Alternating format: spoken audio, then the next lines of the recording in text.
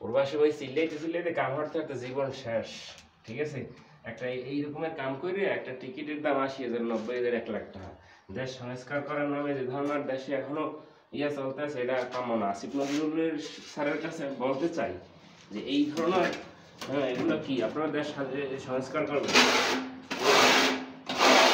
আমরা রেমিটেন্স বন্ধ করে দিয়েছি। আমরা যখন বাংলাদেশে আন্দোলনের সময় নেট বন্ধ ছিল, তখন আমরা ইন্টারনেটে তুফান উড়ে গেলেছি আন্দোলনের। কই আমাদের জন্য কি করছেন? আমরা তো কিছুই পাইলাম না। সংস্কার করবেন, অ্যাটলিস্ট টিকিটের দামটাও কমান নেই। এটা মোটেও কাম্য না। আপনাদের কাছ থেকে এটা একেবারেই আশা করিনি। টিকিটের দামটা পর্যন্ত আপনারা কম করেন নাই। কি সংস্কার করছেন আপনারা? নাটক করেন, মস্কারি।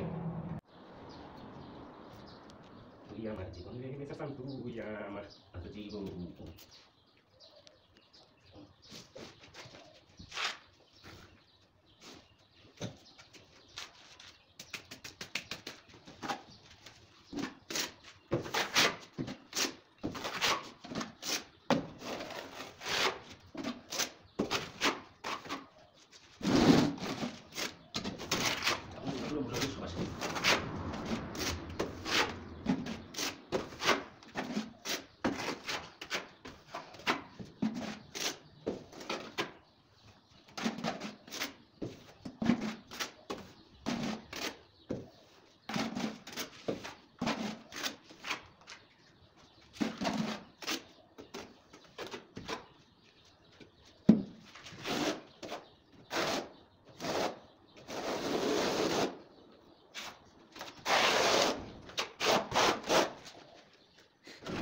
Vale.